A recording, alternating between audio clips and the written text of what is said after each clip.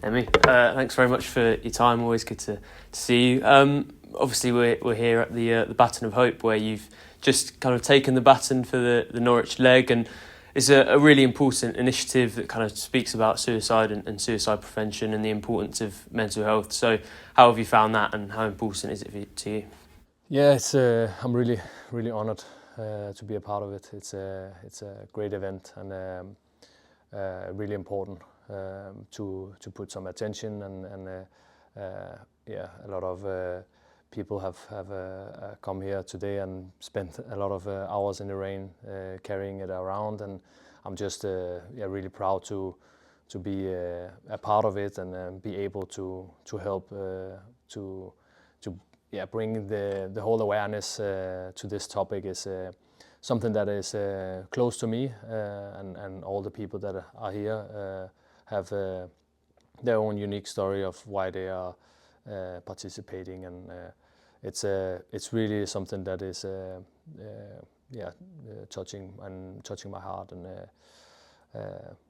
I'm happy to be the ambassador for the club and be a part of it.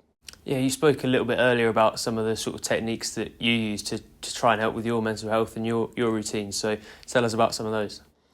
Yeah, I think it's just for my mental health in general and my life. I'm 30 years old now, so I've had different ways of getting better as a footballer, but I've come across that it's also helping outside my life, and it's all the way around as a whole person to have a better understanding of the mental health. And I've always had a mental coach that have helped me as well, to have some tools around dealing with pressure in football games, but also just in general.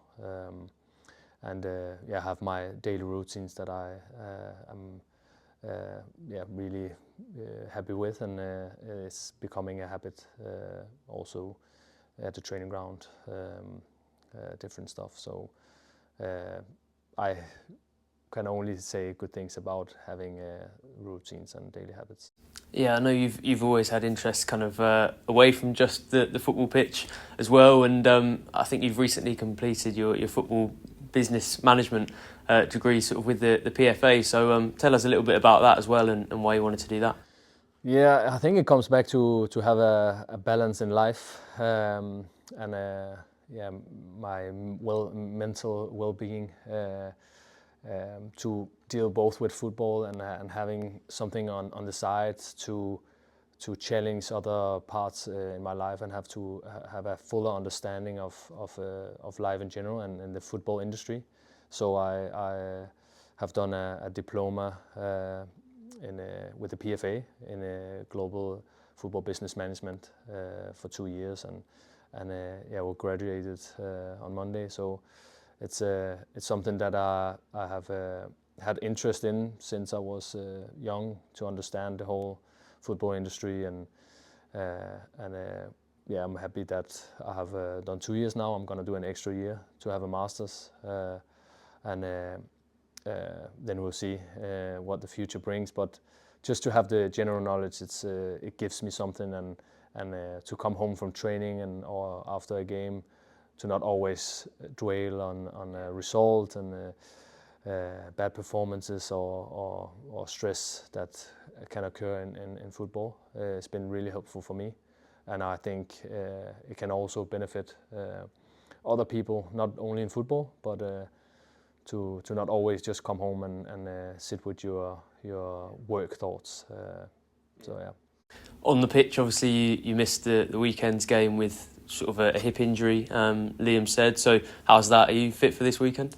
Yeah, I'm fit to play. It's an injury or issue that I've had for a while that I'm managing. It is a question of load management. So I've had it during the preseason and also the first couple of games. So we have to find a good balance and not just go all in from the start. And it will slowly we can push for minutes, and build the strength up again. But yeah, I'll be back out there on Saturday. Is that something that you'll have to manage for a while, or do you anticipate it kind of getting better and going away relatively soon? I hope it will get better quickly. That's what I trying to manifest and believe. But it is a issue that like historically will be there for a little while. But hopefully I can build the strength, and with the medical team in Norwich, we can get a good balance in everything, and I can get some good performances. And how have you felt about your start to the season personally? Yeah, I think that has been a big part of my start and my pre-season. But I think it's been a mix of good performances together with the team, and some difficult or weird games in terms of we have played well and then lost, and then not played so well but won away from home, and played well here against Middlesbrough but didn't get a point or anything. So it's definitely been lacking some consistency, and that's pretty normal with a lot of new players and a new manager. So we have to find each other. We have to understand what every player needs or how they play. So I'm really motivated and excited to see how the season is going to develop, because I think we have a really strong team, and I'm just waiting or looking forward to push even more. And Liam kind of spoke about the fact that with Matthias out injured, sort of he wanted other players to step up. I suppose with him having played that position just behind the striker, you'd feel like you're someone who can be part of that solution. Yeah, definitely. It's a position I've played before, and I like to be closer to the goal, and I feel that's one of my strengths, and to play with Josh. The cleverness in his game, and it's also one of my strengths to link up with other players that understand the positionings and the runs, and can work off each other. And I really feel not only with him but also with other players, it's a great position. But we have a lot of good players on that position, a lot of young players that are really exciting to train with and to see. So I can play different positions, and that is one of them. We have to still build my endurance into the team. So, but yeah, I'm ready for what's waiting. Yeah, I wanted to take you back to sort of the end of last season, if I can, because I think everyone knows that obviously you've worked with Johannes before, and there was kind of that relationship when you came into the club. So when you found out that he was going to be leaving, was there any worry for you in terms of your role at the club and going forward?